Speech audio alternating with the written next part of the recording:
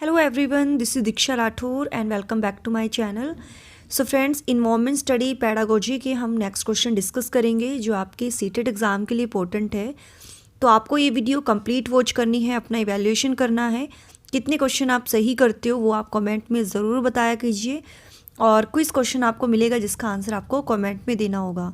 तो आते ही वीडियो को लाइक एंड शेयर कर दीजिए और चैनल को सब्सक्राइब कर लीजिए। तो शुरू कर लेते हैं आज की क्लास का सबसे पहला क्वेश्चन जो है।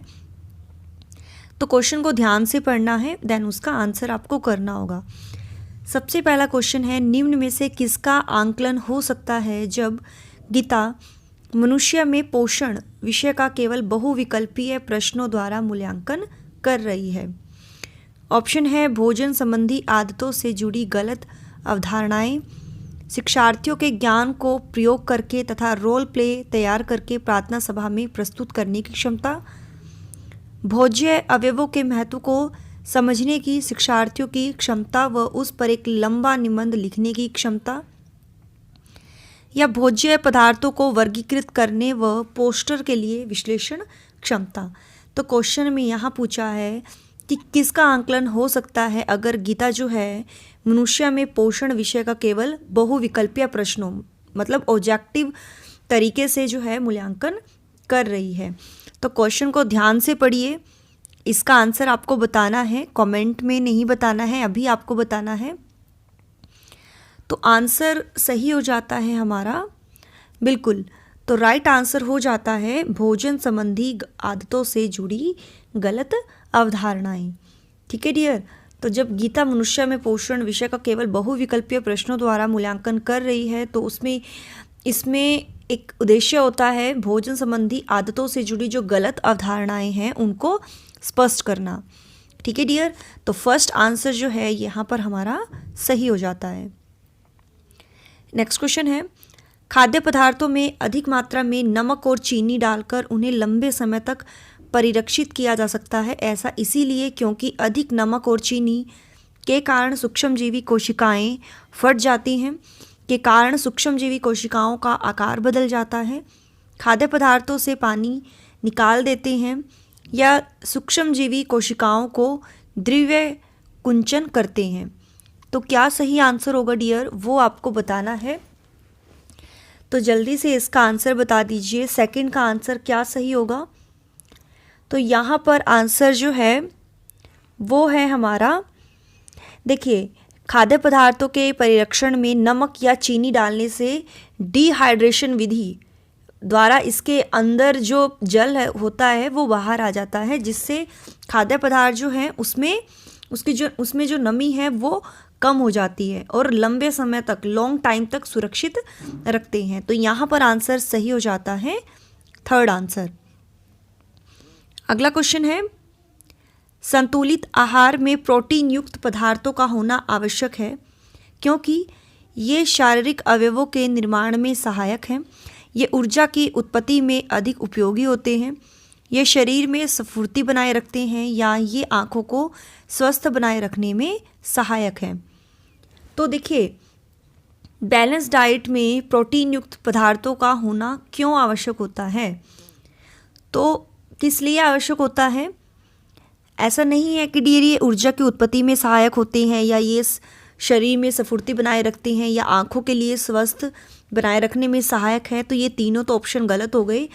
ये शारीरिक अवयवों के निर्माण में सहायक होते हैं। ओके, तो आंसर सही हो जाता है first answer. Next question is, हिरण, चीता, भालू, फीताकृमि का क्रमशः उचित क्रम है। शाकाहारी, मांसाहारी, सर्वाहारी या परजीवी, परजीवी, शाकाहारी, मांसाहारी या सर्वाहारी, मांसाहारी, शाकाहारी, परजीवी या सर्वाहारी, सर्वाहारी, शाकाहारी, मांसाहारी या परजीवी। तो क्रमशः सीरीज वाइज में आपको बताना है। ओके, और एक बार प्लीज़ वीडियो को लाइक कर दे डियर, अपने सभी फ्रेंड्स के साथ शेयर कीजिए वीडियो। तो देखिए हिरण जो है वो क्या है, शाकाहारी, और चीता है मांसाहारी जो मांस खाता है, भालू शाकाहारी मांसाहारी का मतलब मिश्रण होता है, जो शाक भी खाता है और मांस भी खाता है, तो वो है सर्वाहारी, और फीताकृमि जो है ये पैरासाइट है मतलब परजीवी है।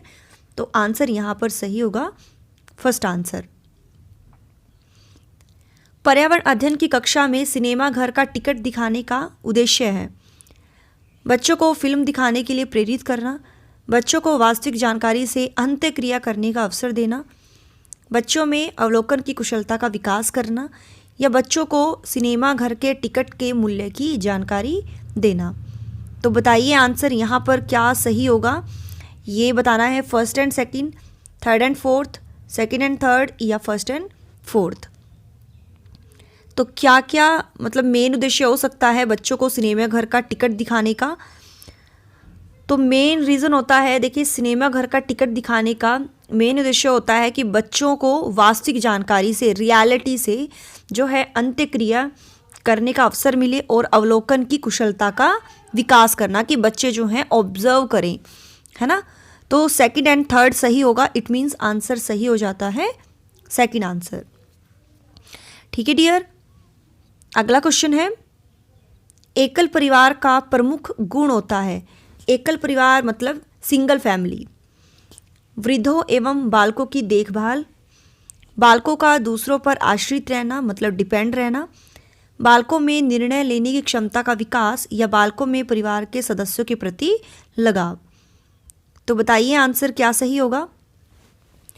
तो एकल परिवार, सिंगल फैमिली का डियर गुण क्या होता है वो आपको बताना है। ऐसे नहीं है कि वृद्धों और बालकों की देखभाल, ये तो गुण नहीं है। और जो है डियर मतलब बालकों का दूसरों पर आश्रित रहना, ये भी गुण नहीं है। बालकों में परिवार के सदस्यों के प्रति लगाव, ये भी गुण नहीं है। सिंगल फैमिली का गुण ये होता है कि बच्चों में निर्णय लेने की क्षमता का विकास होता है ना। वो अपने डिसीजन खुद लेते हैं। तो बालकों में निर्णय लेने की क्षमता का विकास, तो थर्ड आंसर जो है यहाँ पर हमारा सही है। नेक्स्ट क्वेश्चन है, पर्यावरण शिक्षा का मुख्य उद्देश्य है औद्योगिकरण की प्रक्रिया को मंद करना, शुद्ध पेय जल आपूर्ति, खाद्य पदार्थों के उत्पादन पर जोर, या प्राकृतिक संसाधनों को नष्ट होने से बचाना। तो पर्यावरण शिक्षा का मुख्य उद्देश्य है, तो देखिए मेन उद्देश्य क्या होता है पर्यावरण का। ऐसा नहीं है कि औद्योगिकरण की प्रक्रिया को मंद करेंगे, या शुद्ध पेयजल आपूर्ति, या खाद्य पदार्थों के उत्पादन पर जोर देना। मेन उद्देश्य होता है प्राकृतिक संसाधन, जो आपके नेचुरल रिसोर्सेज हैं उनको नष्ट होने से बचाना। ठीक है, क्योंकि पर्यावरण मतलब जो हमारे आसपास का आवरण है, पर्यावरण, हमारा ये मोरल रिस्पॉन्सिबिलिटी बनती है कि हम पर्यावरण की रक्षा करें और नेचुरल रिसोर्सेज की सुरक्षा करें। ठीक है, तो आंसर यहाँ पर फोर्थ हमारा सही होगा। नेक्स्ट क्वेश्चन है, कक्षा शिक्षण में दृश्य सामग्री का प्रयोग करने में आप किस बात का ध्यान रखेंगे। उसे नाटकीय ढंग से प्रस्तुत करेंगे, वह पाठ्य विषय के अनुरूप हो, वह बच्चों को अज्ञात से ज्ञात की ओर ले जाने वाली हो, या उसके बारे में बच्चों को पहले से बता देंगे। तो देखिए डियर, विजुअल एड का आप यूज़ कर रहे हो बच्चों को पढ़ाते समय, तो आप किस बात का ध्यान रखोगे। तो यहाँ पर आंसर जो है सही होगा। तो एक बार आप वीडियो को पॉज करिए और फिर बताइए इसका सही आंसर क्या होगा। तो यहाँ पर आंसर सही हो जाएगा। ऐसा नहीं है कि डियर हम बच्चों को पहले से ही बता देंगे, ठीक है। और अज्ञात से ज्ञात की ओर नहीं होता है डियर, ज्ञात से ज्ञात की ओर होता है, मतलब नोन टू अननोन, कि बच्चे पहले से क्या जानते हैं उसके बेस पर बच्चे जो नहीं जानते उसको कोरिलेट करके पढ़ाना, तो ये भी नहीं होगा। अज्ञात से ज्ञात नहीं होगा, ज्ञात से अज्ञात होगा। नाटकीय ढंग से हम उनके सामने प्रेजेंट नहीं करेंगे, बल्कि दृश्य सामग्री का प्रयोग करने का मेन उद्देश्य होता है कि दृश्य सामग्री जो है, जो भी आप पाठ पढ़ा रहे हो, जो भी आप विषय पढ़ा रहे हो, उसके अकॉर्डिंग हो, उसके अनुरूप हो, ताकि बच्चों की जो अधिगम क्षमता है, लर्निंग कैपेबिलिटी है, उसको बढ़ावा मिल सके। ठीक है डियर, तो आंसर यहाँ पर सही हो जाता है हमारा सेकंड आंसर। नेक्स्ट क्वेश्चन है, प्राथमिक स्तर पर शिक्षण के लिए टेलीविज़न का उपयोगी स्थान है क्योंकि अच्छे शिक्षकों की कमी है। टेलीविज़न पर पाठ्य वस्तु को पूरे विस्तार के साथ प्रस्तुत किया जा सकता है, इससे कक्षा में अनुशासनहीनता पैदा नहीं होगी। टेलीविज़न पर जो कुछ देखा जाता है वह हमेशा के लिए याद हो जाता है। तो टेलीविज़न का उपयोगी स्थान है क्योंकि तो क्या सही आंसर होगा? तो देखिए, प्राथमिक स्तर पर शिक्षण के लिए टेलीविज़न का उपयोगी स्थान है, क्योंकि टेलीविज़न पर पाठ्य वस्तु को, मतलब जो आपका कंटेंट है उसको पूरे विस्तार के साथ, पूरे डिस्क्रिप्शन के साथ प्रेजेंट किया जाता है, क्योंकि दृश्य सामग्री से अधिगम क्षमता में ग्रोथ होती है, वृद्धि होती है, और जो दृश्य होते हैं, जो चित्र होते हैं, वो बच्चों के मस्तिष्क पर, बच्चों के माइंड पर प्रभावी होते हैं। ओके, तो यहाँ पर आंसर हमारा सही होगा सेकंड आंसर। अगला क्वेश्चन है, शिक्षा के क्षेत्र में उस समस्या को क्या कहते हैं जिसके कारण कोई छात्र किसी स्तर पर शिक्षा पूरी किए बिना ही अपना अध्ययन कार्य छोड़ देता है? अवरोधन की समस्या, शिक्षा की निरर्थकता, अपव्यय की समस्या या गंभीर समस्या? तो बताइए डियर, इसका सही आंसर क्या होगा? आप सभी को बताना है। और एक बार फ्रेंड्स, आपके आगे रिक्वेस्ट करती हूँ, प्लीज़ आप ना ज़्यादा से ज़्यादा जो है शेयर कीजिए वीडियो को, ठीक है डियर? तो ज़्यादा से ज़्यादा आप शेयर कीजिए वीडियो को, और अब बता दीजिए इसका सही आंसर क्या होगा। तो यहाँ पर आंसर जो है सही हो जाता है डियर, वो है हमारा, देखिए, शिक्षा के क्षेत्र में, एजुकेशन के एरिया में हमें बताना है उस समस्या को क्या कहते हैं कि जब कोई छात्र है ना किसी स्तर पर शिक्षा पूरी नहीं करता है और बिना ही अपना अध्ययन कार्य बीच में छोड़ देता है, तो वो क्या कहलाता है? अपव्यय की समस्या। ठीक है डियर, अपव्यय की समस्या कहलाता है। तो यहाँ पर आंसर थोड़ा, ऑप्शन यहाँ पर थोड़ा गलत है डियर, ठीक है? यहाँ पर आंसर सही होगा अपव्यय की समस्या। ओके, तो यहाँ जिन बच्चों ने सेकंड दिया होगा या थर्ड दिया होगा तो उनका बिल्कुल सही है, मतलब यहाँ पर ऑप्शन थोड़े आगे पीछे हैं। तो अपव्यय की समस्या होगा, तो राइट आंसर हो जाता है हमारा सेकंड आंसर। मतलब हम अपव्यय को दूसरे शब्दों में हम एक्सपेंडिचर भी कह सकते हैं, वेस्टेज भी कह सकते हैं, ये चीज़ क्लियर। अगला क्वेश्चन है, खेल एक ऐसी प्रक्रिया है जिसका उपयोग किया जाता है बालकों को पढ़ाने में, बालकों को सिखाने में, बालकों को खिलाने में या बालकों का ध्यान बटाने में।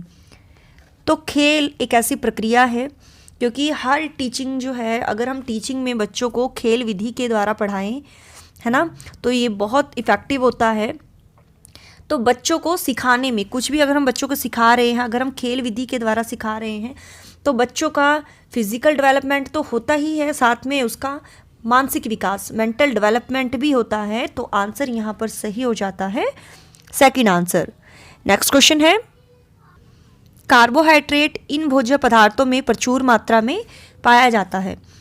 आलू, गेहूँ, मक्का, गन्ना, आम, पपीता, संतरा, केला, मांस, मछली, अंडा, दाल, पालक, प्याज, अदरक या टमाटर? तो कार्बोहाइड्रेट जो है किन भोज्य पदार्थों में प्रचुर मात्रा में पाया जाता है? कार्ब्स जो होते हैं, तो ये होता है आलू, गेहूँ, मक्का और गन्ना।